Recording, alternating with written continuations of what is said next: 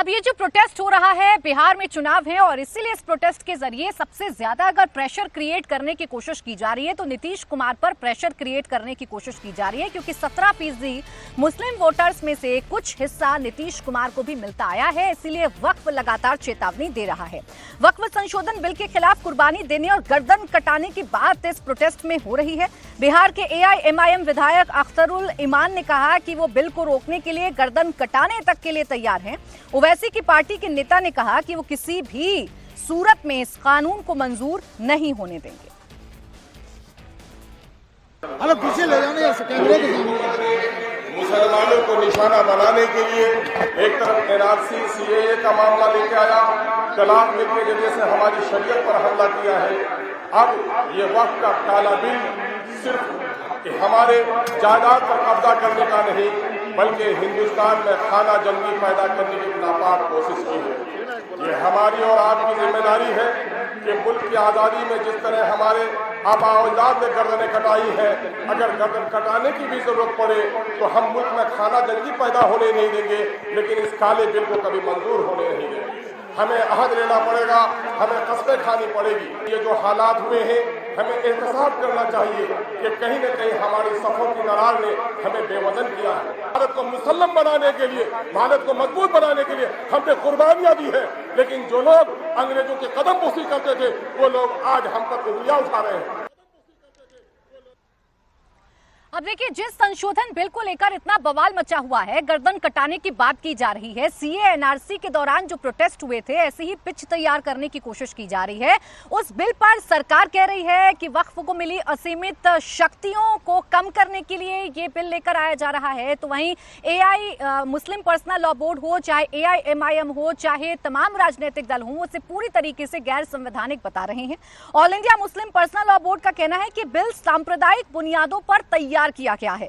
अल्पसंख्यकों को संविधान में जो फंडामेंटल राइट्स दिए गए हैं, उसका उल्लंघन इस बिल के जरिए किया जा रहा है। सरकार मुसलमानों की प्रॉपर्टी पर कब्जा अख्तियार करना चाहती है, इसीलिए ये संशोधन किया जा रहा है। अगर बिल मंजूर हुआ तो मुसलमानों की मस्जिद, दरगाह, कब्रिस्तान सब खतरे में पड़ जाएंगे। सरकार वक्फ की जमीनों पर कब्जा करके उसे कॉर्पोरेट को दे देगी। All India Muslim Personal Law board के प्रवक्ता हमारे साथ हैं। सर, ये बताइए कि जो धरना है, इसका मकसद क्या है?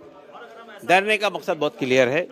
हम JDU को, रामविलास पासवान जी की पार्टी को और उन तमाम लोगों को जो ये कहते हैं कि हम सेकुलर पार्टियां हैं, हम धर्मनिरपेक्षता में विश्वास करते हैं, एक मैसेज देना चाहते हैं। और वो मैसेज ये है कि अगर आप सेकुलर है, आप धर्मनिरपेक्षता में विश्वास करते हैं, आप BJP की कम्युनल एजेंडे के साथ में नहीं है, तो आप बिल का समर्थन मत कीजिए। और अगर आप बिल का समर्थन करते हैं तो फिर हमारा समर्थन आपको नहीं मिलेगा। नीतीश कुमार से आप लोगों की पहले मुलाकात हो चुकी है इस मसले पर, क्या कहा था उन्होंने? हमसे नहीं हुई मुलाकात, यहाँ जो संस्थाएं बैठी थी उनसे मुलाकात हुई है, लेकिन उन्होंने उनसे ये कहा था कि हम आपकी बात को सामने रखेंगे। कई लोग ये भी मानते हैं कि जो धार्मिक संगठन है उनको राजनीति में नहीं पड़ना चाहिए। तो ये राजनीति थोड़ी कर रहे हैं हम लोग, ये तो हम अपना हक मांग रहे हैं। हक मांगना राजनीति होती है क्या? राजनीति तो ये है कि हम इलेक्शन लड़ रहे हो, इलेक्शन तो नहीं लड़ रहे हैं। इसको वोट दो, इसको नहीं देंगे हमारा। तो all India Muslim Personal Law board की बात आपने सुनी, गर्दन कटाने को तैयार हैं, अपना हक मांग रहे हैं, सीधे तौर पर कह रहे हैं कि मुसलमानों को परेशान करने के लिए बिल सरकार लेकर आ रही है। और बड़ी बात जो इस प्रोटेस्ट से निकलकर सामने आ रही है कि इस बिल का विरोध कम, नीतीश कुमार को चेतावनी ज्यादा दी जा रही है। इसी प्रोटेस्ट पर जगदम्बिका पाल का बयान सामने आया। वक्फ के नाम पर सियासत कर रहा है All India Muslim Personal Law Board. Waqf bill को लेकर भ्रम फैलाया जा रहा है, सोची समझी रणनीति के तहत विरोध किया जा रहा है। बिहार में एक एक्सपेरिमेंट करने की कोशिश की जा रही है, बिहार में दबाव बनाने की कोशिश की जा रही है, खासकर नीतीश कुमार पर और चिराग पासवान पर, क्योंकि बिहार में अब चुनाव बेहद नजदीक आ गया है। All India Muslim Personal Law board जिस तरह से वक्फ को लेकर के विवाद और राजनीति कर रहा है, उसकी कोशिश हो रही है कि कहीं न कहीं देश के अल्पसंख्यकों में, मुस्लिम्स में उनको गुमराह करने की और भ्रम फैलाने की। आखिर अगर एक वक्फ में अमेंडमेंट का कानून लेकर के सरकार आई थी और सरकार ने फिर आग्रह किया स्पीकर साहब से कि उसको ज्वाइंट पार्लियामेंट्री कमेटी को रेफर कर दिया जाए, ज्वाइंट पार्लियामेंट्री कमेटी में हमने अभी रिपोर्ट दी है। अब उस रिपोर्ट के आधार पर सरकार अमेंडेड कानून लाने जा रही है। अभी कानून सर आया नहीं, अमेंडेड कानून, और उसके पहले जिस तरह से एक सोची समझी रणनीति के तहत आज पटना जा रहे हैं और उसमें जेपीसी के वो मेंबर्स भी हवा दे रहे हैं, और ये इस तरह से विरोध हो रहा है एक अच्छा बेहतर कानून लाने के खिलाफ, तो क्या वो मुतवल्ली जो आज वक्फ की प्रॉपर्टी बेच रहे हैं, केयरटेकर बेच रहे हैं, उनके हितों की रक्षा करने के लिए है या देश में विभाजन करना चाहते हैं?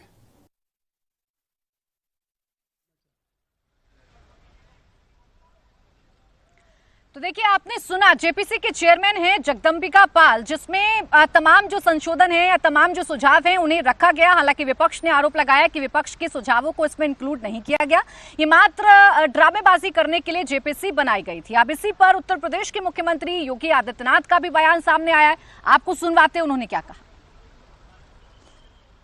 वक्फ के नाम पर आखिर कितना जमीन कब्जा करोगे?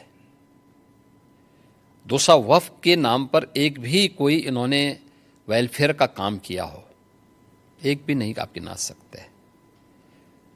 देखिए, वक्फ के नाम पे जो भी आता है उसने उस प्रॉपर्टी को अपने व्यक्तिगत स्वार्थ के लिए दुरुपयोग किया है, बेचा है, औने पौने दाम पे बेचा है।